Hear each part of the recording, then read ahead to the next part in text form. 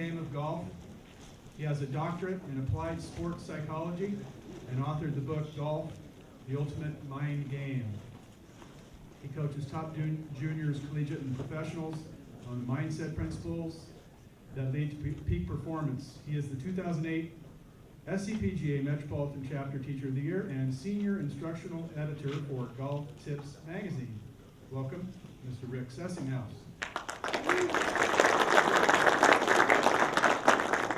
Good morning. How's everybody doing? Great. Wonderful. I love golf. And everybody in here, I know there's been a time that you've loved golf also. Maybe not every day. But we got into this business for a reason. And I remember when I was 12 years old, I was introduced to this game, and I had a lot of preconceived notions about the game. I played other team sports. I thought golf was boring. I thought it had too many rules. I thought it was for old people. I thought you had to wear plaid pants. I thought there was a lot of things about it that when I actually played it, all went away. And so I had a friend who introduced me to the game at the age of 12 years old at DeBell Golf Course. And I remember playing that day and going, well, what is so hard about hitting a ball that's just stationary? And I remember taking those swipes, you know, like the old baseball, seeing the ball slice over into the first branca, and then the second branca, and so on and so forth. But after those 9 holes, I was hooked. I remember telling my dad, how I played this game, golf, was great. And he goes, golf? Now, he's a football coach, so golf and football really didn't mesh in his mind. He goes, okay, son, that's what you like to play. And so, fast forward, I stopped playing some of the other sports because I love golf. And my dad saw that. He goes, you like this game, huh? Well, you need to take lessons then, because you're not going to make the same mistake that I made and get in all these bad habits when you should take some instruction. You go to a basketball team and the coach helps you, right? Football coach helps you to get your skills. Why are so many golfers just trying to learn it on their own? And he was one of those golfers back in the day. So he helped me get golf lessons from Tom Barber at Griffith Park Golf Course. And that changed my life in many, many ways. Because now I actually was getting professional help from a PGA member who was now helping me improve my skill set, which then was improving my enjoyment of the game. And as I think back then, I go, why wouldn't anybody want to take golf lessons? I mean, here I was, I love the game. Don't we want to get better? Don't we want to learn more? Well, that was me. Now, why it was another wonderful thing is because now it's become my career. I can go outside, beautiful Chevy Chase Country Club, my office, and I can teach and coach other players to play this game. So there's not much stress involved with my life. Except that as an industry, we're not seeing it grow because we have a passion for this game. And what I wanted to bring today was to talk about what motivates us to play, what motivates people to take golf lessons, so we can improve upon that. I really enjoyed the 2.0 development conference there. I was in Orlando giving a similar speech, and I think we're in the right track. There's and I forget who was in front talking about it's each of our individual responsibility at the club to put this into play. Couldn't agree more. So we as instructors and as professionals need to be motivated to put that into action, and we need now our students and our potential students to be motivated to play more golf. So let's talk a little bit about motivation today. Everybody woke up this morning and you had a choice to make. Do I hit the snooze again, or do I get in my car and I drive to the business summit, correct? Well, something kicked in right there that you chose to come here. Well, what was the motivation to do that? So motivation is basically what's your motive to take action? Well, you're here for many reasons maybe. Maybe you wanted to network. Maybe you wanted to learn. Maybe you wanted MSR points. A lot of different reasons. But something got you out of bed this morning. Why do you go to work the next day? Is it for the money? Is it to make a difference? Is it to learn? So the motivation is basically those reasons why you do something and take action. And I think as we look at golfers, there's many reasons why they play. And there's many reasons why they take lessons. I don't feel as an instructor, sometimes I've always fulfilled those needs. I my needs sometimes, but not their needs. So I think as a whole, we need to look at what's going to motivate more golfers to not only play golf, but to take lessons. Because when they take lessons, they enjoy the game more. So motivation is going to come down to your motives. And they're going to be broken down into some different areas. When we look at what drives our behavior, it is motivation, right? And the question I ask all my golfers that come to me is, why do you play golf in the first place? Because I think that's kind of setting the tone for the relationship they have with the game.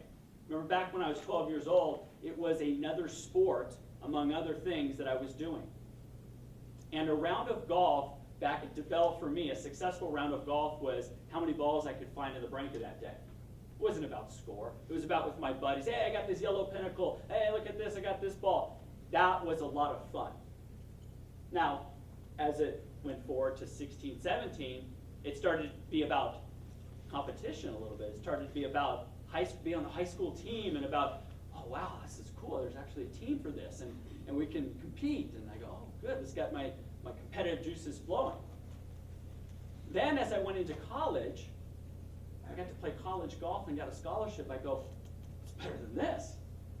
I get my academics paid for, I get to play a great game, and I get to compete all over the country. Oh, this is wonderful. Then a little shift happened.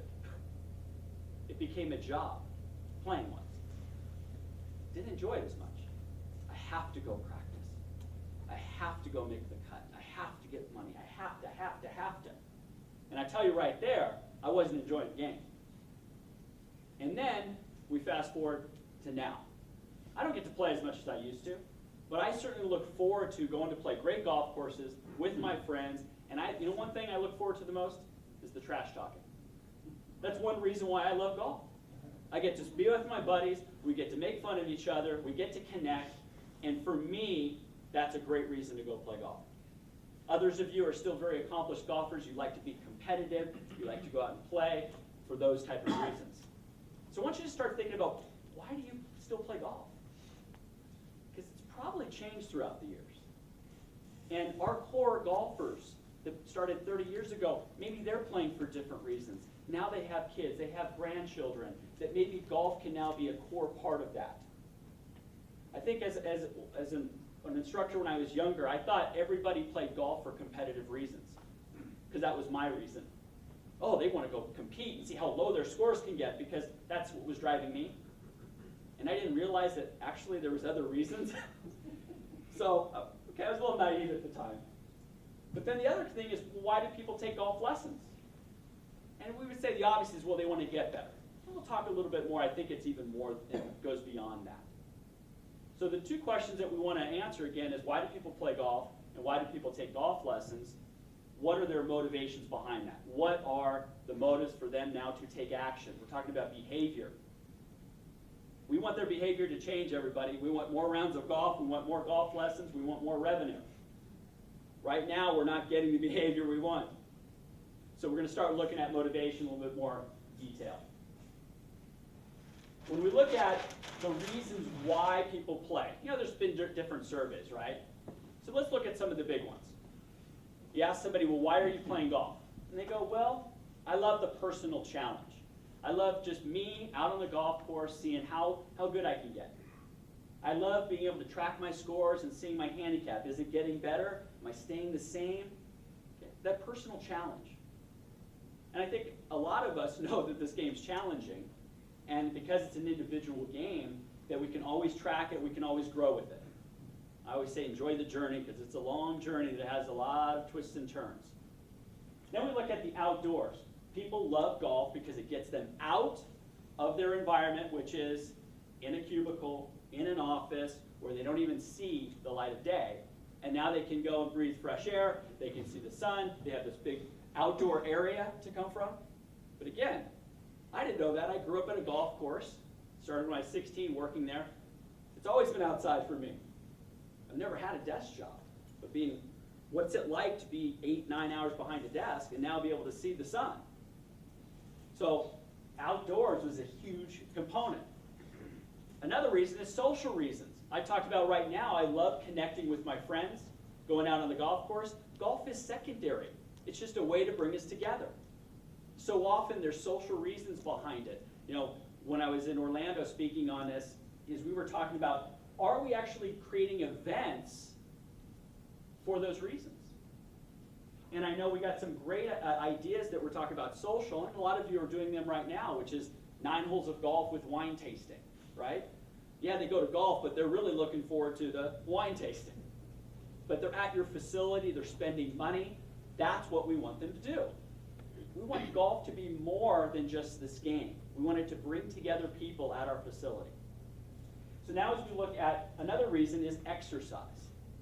People want to have a reason to now get themselves in better shape, and they go, well, I could walk a golf course 4.5, 5 miles with my bag on my shoulder or push cart and get a good exercise in, right?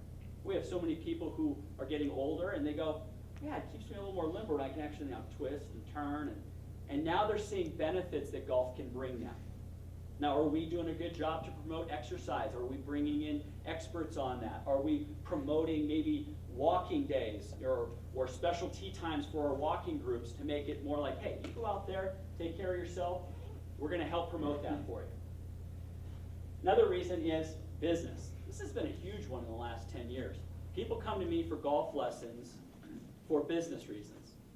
Whether we have a convention to go to, or the boss just joined a local country club and we have to play with him, and I've never played golf before. Again, their reason for playing is not because they want to play golf. They have to use golf as a vehicle for their career. So other reasons if people are going to come to your golf course is maybe they want to do certain conventions and certain groups coming at your place, right? Is promoting an 18-hole round of golf, letting them use your boardroom to do meetings. Now, we're using golf facility as a place to grow your business, networking. I know there's some groups around that use golf as a way to network. Well, host those at your facility. And then the other big one, of course, is family. Is now we're seeing a shift that people value family time more than they ever have before. And we need to have golf as being one of those key areas to bring people to spend quality time. So I have 3 children. My 2 oldest, 11-year-old and 8-year-old, go to my junior camps in the summer. I get to hop in a cart with them and for a couple holes, and I get to spend time with them that, to be honest with you, is tough to find nowadays. They have their other activities, but I must let golf become part of their life. And whether they play it for competitive reasons or not does not matter. My job, not only as a golf professional, but as a parent, is to expose them to positive influences. And golf was very positive to me, and I want to do that with my children. Now, family could be, and again, I loved what Nikki was talking about, their family going out, and we got Tia Ford and unique ideas of letting them play in a non-intimidating atmosphere and in just being there at the golf course. And I'm seeing a great push with Snag Golf and some other things that are promoting now family and juniors coming into the game, which I think is wonderful. So my question for you is that if these are the reasons why people play golf, are we creating events for that? You know, so personal challenge. We just had at our country club the Monster Tournament, which maybe a lot of you do already. You know, it's that day where they put the hole locations in the most difficult positions, and we cut the greens to 12, and they know going in it's going to be a challenge. Yet there's a smile on their face to go, man, did you see that hole location on 6? Oh my gosh, everybody was 3-putting. And you see them enjoy that day because of the challenge. We have other times when we have a Beat the Pro day. So now myself and another pro are playing against the men's club. Well, those people that are competitive, and there's a few of them, they want to put a little extra on the side, they want to bet a little bit, you can see the juices flowing. They're the first ones signing up for that tournament. So with personal challenge, you have people who really loved about getting better and the competitive nature of it. Are we producing tournaments and events that lead to that? Outdoors, are we promoting our place to be a great place to reconnect with nature? You've seen, when I was in Orlando, talking about some facilities that have maybe the Audubon or bird watching or certain things that they can really market, say, hey, our facility is different. It is beautiful. You can come on out here, play a little golf, but look where you're going to be. Some people want to be outside, okay? So instead of hiking, come here and create a walk around our golf course. Talked about social, a lot of different ways to do that. Whether we bring in other events, health fairs and stuff, but that's part of the exercise too, is that bringing people to your golf course. We had a fun one that was both with family and social, was a glow-in-the-dark tournament. This is back when I was at an executive golf course, and it was near Halloween time, and I know DeBell does something similar with their par 3, is it's a wonderful time to bring family together, social reasons, glow-in-the-dark, it's a challenge. I mean, a lot of things going on there, and you look forward to it knowing it's going to happen in October when they turn the clocks back or when it gets dark late at night. So are we as PGA professionals creating events to match people's reasons? And I would say that we're doing a better job of it, and I think we can do it better, even more so. And we have, from bringing in new golfers, I think they also need to be exposed. There's many reasons to play this game, sometimes they haven't thought about. So as we now shift now from what the reasons are, let's talk a little bit more about what motivates us as people. We have types of motivation. So we do things for different reasons. Some are for intrinsic reasons, some are for extrinsic reasons. So it could be for the love of the game. I just love golf, I love the challenge, I can't wait to go out there and see how well I do today. Or it could be extrinsic reasons. I'm going to go out there in this tournament because I want to win a trophy. Because I want my dad to say how proud of him I am. Is that we now think about extrinsic reasons or what other people are going to give to us. And sometimes it's the money. You know, I work with professional golfers, and they've gotten away from the love of the game to, well, it's a career, it's a check. Okay? I may hear a little different passion now that they've shifted into that. But intrinsic, extrinsic of why are you doing something. Next is moving away or moving towards. So working with a student who's coming to me, I'm asking, so, why are you taking a golf lesson? Well, I don't want to embarrass myself at the next business function. Oh, this is going to be a fun lesson, isn't it? Okay? Because all they're thinking about already is how bad they've been playing and how bad it's going to look when they're on the first tee and they're topping it and they're trying to give everybody their excuses, and they just don't want that. I just don't want to play horrible, that's all. Okay, so interesting goal right now. Okay? Now we have other people who are moving towards a goal. Like, I can't wait to go play tomorrow and see, maybe I'll break 80 this time. Okay, I'm getting better and this is going to be exciting to go out there. That's one of my goals, is to see how good I can get. So we're moving towards something. So another one that's similar is we do things to avoid pain or gain pleasure. Right? Think about even with exercise. So we avoid pain. We may not want to go exercise because it's painful, and it's more pleasurable to eat some cake. Okay, so that's what I'm going to do. But if we shift that around and say that we want to be healthy, we want to have energy, and now we're moving towards that because that gives us pleasure. Again, now our behavior and our actions change. But with golf, again, it's back to, I just don't want to embarrass myself. I don't want to be horrible. That's that pain they're feeling. Just don't let me have that. Okay, fix me there. And then we have people who gain pleasure by saying, I love going out to play golf because I just love being outside. I love being with my friends. I love hitting some good shots too. But now we have an understanding of what drives them. And the last area is values. What do they value? We kind of touched upon that, actually, the reasons why people play. But everybody, we do different things based on kind of like a value hierarchy. Now that I have 3 kids, I have less time, and my value of spending time with my family is a lot more than it was 15 years ago when I had no children. So it changes. In our career, it could be at first, I want a great job that has some flexibility and I get to play a little golf, and then it becomes, I want some stability with some good benefits, and it has changed in my life with 3 kids. So values, what is important to you? Because that's going to drive your behavior of where you spend your time and what you do in life. So I play less golf now. I spend more time with my family. I spend more time in my career. I get to travel more. So there's things that we can now look at is, What do you value? And even in our job, right? Do we value financial? Do we value a title? Do we value how we can give back? How we can connect? Those are all different types of values. So when we look at this, we can kind of have a combination we call the motivational strategy. They've done some studies with Olympic athletes, and they found that, like a Michael Phelps, for instance, who was a multiple gold medal winner, tends to be very motivated by intrinsic reasons. He actually loves practice more than he loves competing. He can't wait to get in the pool. He loves the experience, right? When you are training that much for that long, you better love it, right? And then the next thing is the best of the best move towards something. I can't wait to go get that. Instead of, well, I just don't want that. I just think, don't give me that. Best of the best, do things to gain pleasure.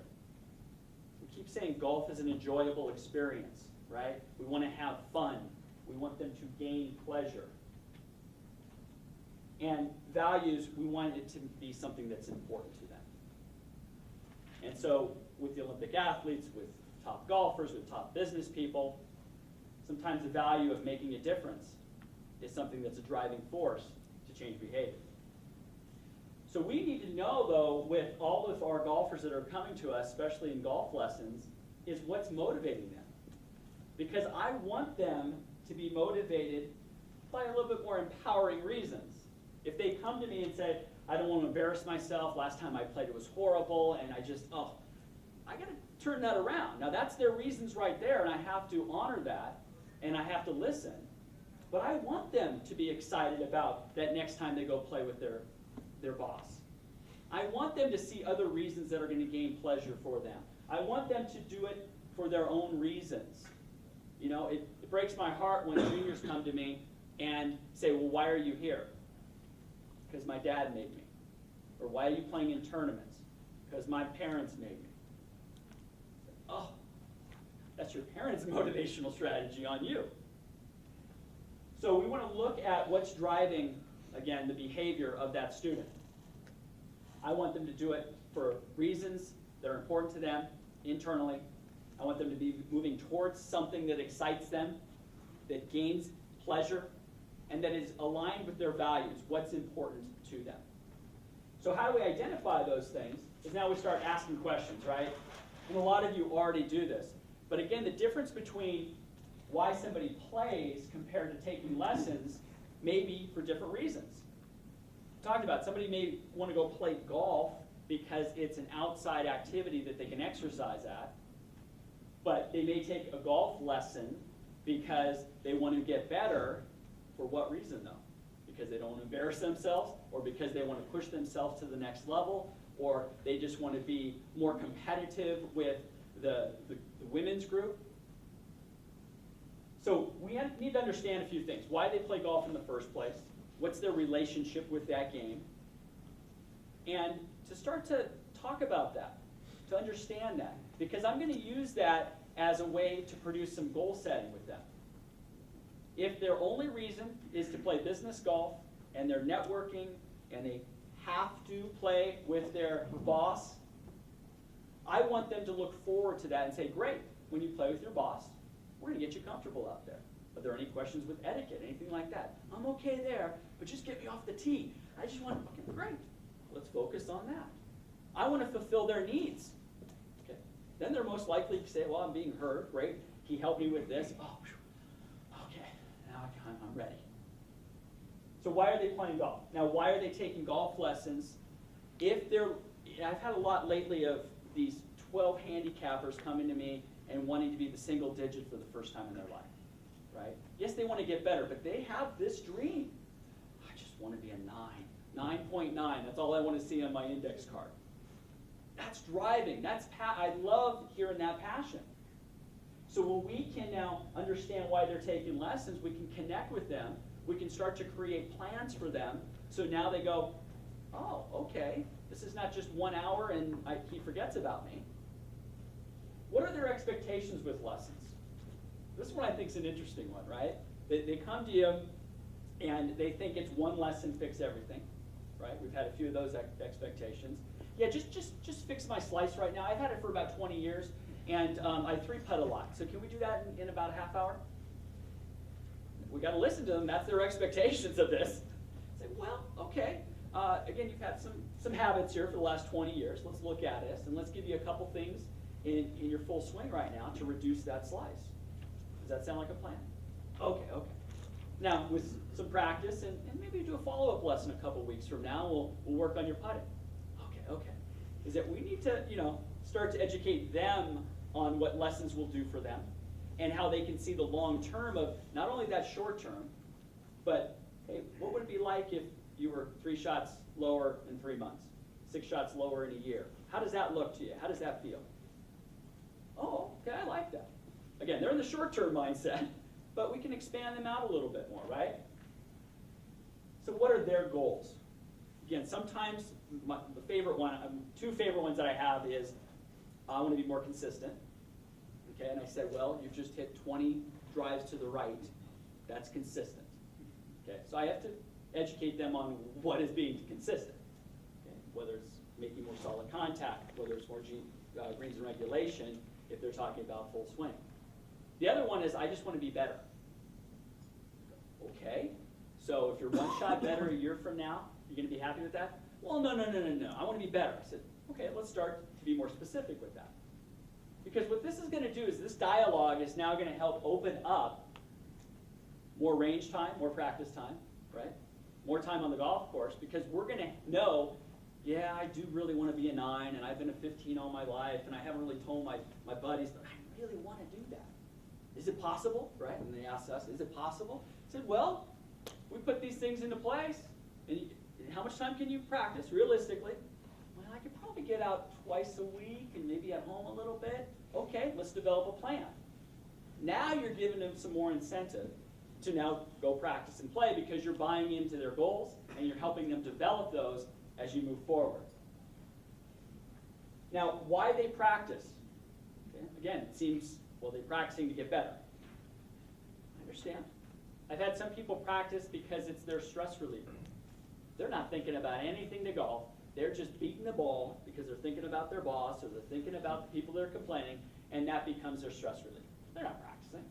And then we have other people who are practicing 20 things in an hour. So now we have to better educate them of what the practice time's used for, and how we can get them better and use that time more wisely. Because again, they think practicing is just beating balls. Okay, so we have to do a better job, again, of educating them on that, and saying, you know what, practice would be great if you could just, maybe for the first 10 minutes or so as you warm up, do some drills. And these drills are going to help you with what we worked on in our last lesson, because we're now going to make some better habits to make you more consistent. You told me you wanted to be more consistent, right?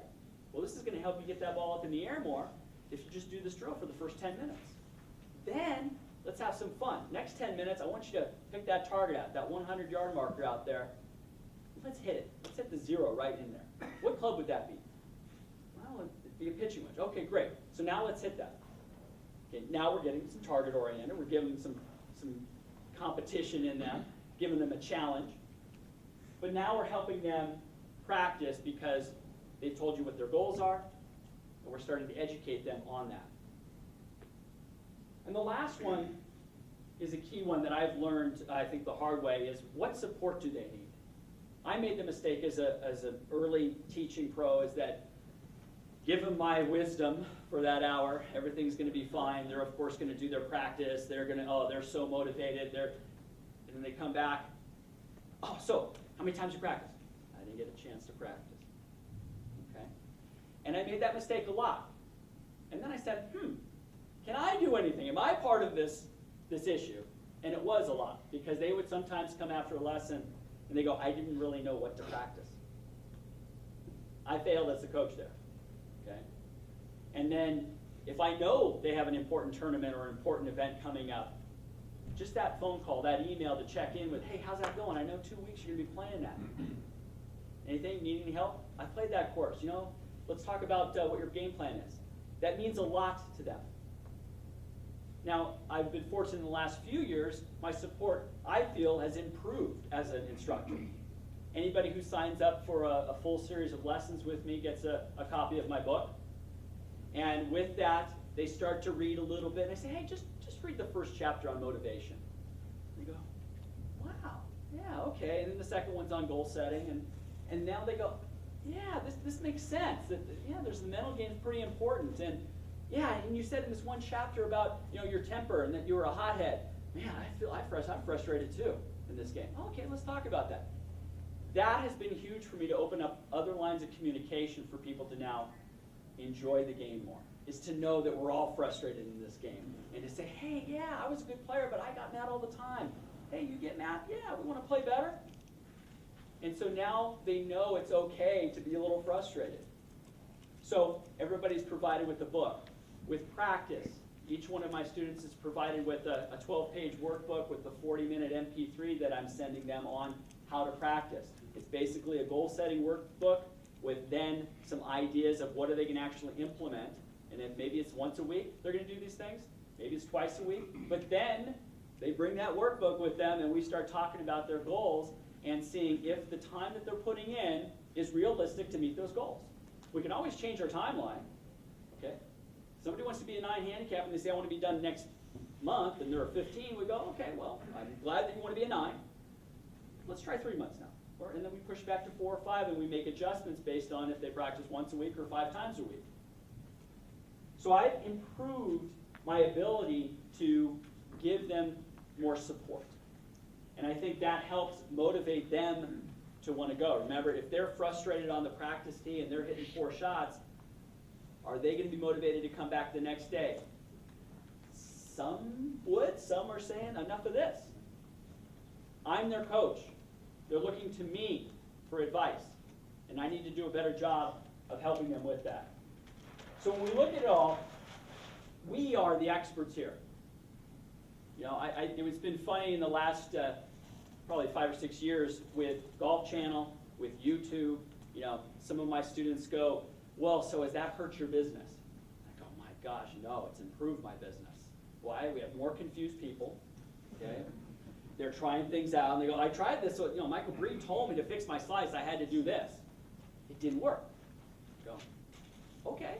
Well, let's talk about why that was maybe not such a good idea for your swing. Remember, he's speaking to a massive amount of people trying to help you. And it's actually created more confusion for the average player, and now we have to help them sift through all that. We have to help them gain clarity so they are clear on what works for them, okay? And so I think we can do even a better job of telling people based on our expertise of saying, hey, all that stuff's great. That's great knowledge, but it doesn't apply to you. Here, this is how it applies to you. Remember we saw in the golf lesson is that the club face was open because you're at the top, you're cupping it. Yeah, if we got that to be flat, you're going to be a better job of delivering the club face back to square. Let's do this drill again. And then they say, oh yeah, you're right. I should stop, watching that stuff. I said, hey, it's great stuff, but it may not apply to you. We need to take the role as the expert. So when we look at this, we need to help structure goals with their reasons. Again, if their reason is, I don't want to embarrass myself in the business tournament 6 weeks from now, okay, I may help that and say, okay, in 6 weeks, you're going to play consistent golf, you're going to have some fun in this business environment. So it's still achieving what they want, but I'm kind of spinning it a little different. And how to do that is we're going to structure a plan for that. You're playing, and we would say, hey, you're playing the scramble. So you know what? What people love is a great putter in the scramble. We're going to work a little bit on your putting. Because if you make that putt and you feel like you're a part of the team, man, they're going to be high-fiving and you're going to be ready. Oh, really? I thought I had to be the one driving. I said, no, there'll be guys on the team that are going to hit the ball far. Let's work on that putting. Let's work on a few iron play. See, now we're educating them, and now I'm developing a plan to help them achieve that. That's my goal. They achieve their goals, okay? They're more excited to play. I achieve my goals.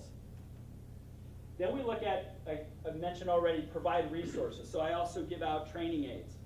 I give them access to other websites that have great training aids depending on what their needs are. But if I can give them my book, if I can give them some audio on how to practice, if I can give them a training aid, even if it's an alignment stick, they're going to feel like, oh, great, you told me how to use the alignment stick, I'm going to do that, I'm going to do that one drill with the chipping with it, okay, great. that alignment stick, well, it was given to me for free by this one company, but it was $3. Okay, the book, $7. The audio is free. They're getting a link from it.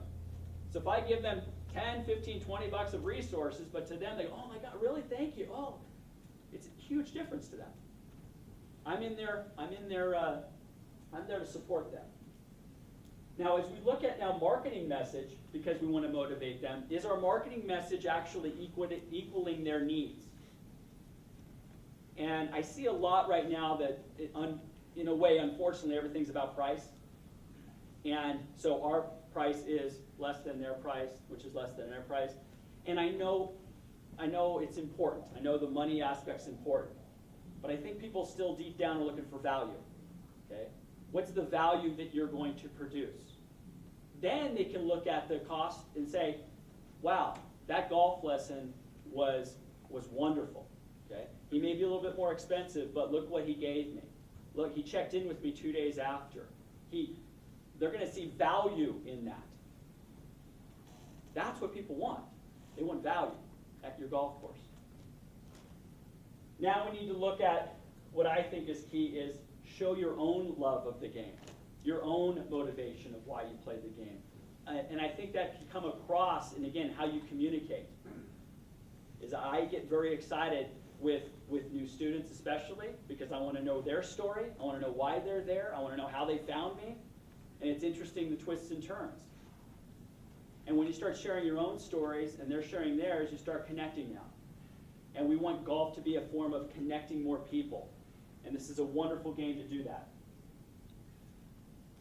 Sharing student stories are great because I've been fortunate to teach a while now. And I had a student of mine, he made hole-in-one on the same hole 2 weeks in a row at our golf course. Well, that spread like wildfire. And that's a lot of fun because, oh yes, he's my student. I mean, I didn't hit the shot, but he did.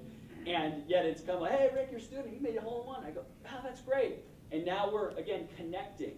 And then we're celebrating people's successes. We're there. And that's part of all of this makes who we are, right, is these experiences. And we want to, again, promote golf as a great experience. So as we put it all together now, we want to find each student's motivational strategy. Why are they there for the lesson? Why are they there at your facility? We need to speak to that strategy as much as possible.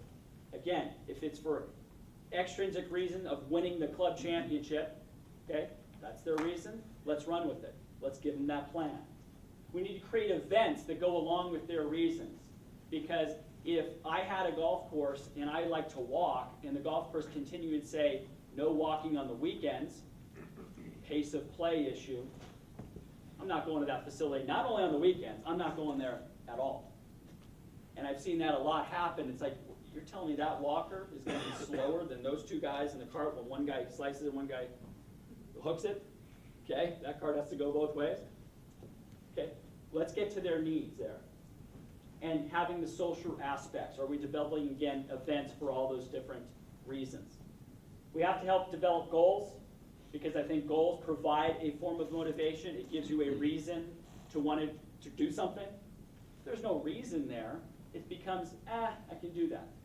Like bowling is a sport, right? I've bowled twice in the last 10 years. Okay, why haven't I? Because I don't have any aspirations to bowl, okay? However, when I'm there and with my kids and we did bowl, it was a lot of fun. But I don't have any more goals to go play back. Okay? Golf provides a lot of different goals and experiences. We need to help people encourage what they already have, those goals, but also promote more ways. And the last one is show you are motivated. Got to meet so many wonderful PGA professionals who are so passionate about this game, who have helped me in my career, and that has meant a lot. I've had students who have helped me with my life. They've grown through all the kids that I've had. They become friends of mine. I need to be motivated. If I'm passionate about the game, it tends to be they're passionate. They're seeing why I love this game. So that's really the message that I want to have for you today is motivation is about what's your motive to take action. Why are you here today? Why are you going to go to work tomorrow? Why are you going to go give that golf lesson? But on the other end, why is that golfer coming to your facility? Why are they coming to the golf lesson? And are we fulfilling those needs? So thank you so much for listening, and I'm excited about this year. Thank you.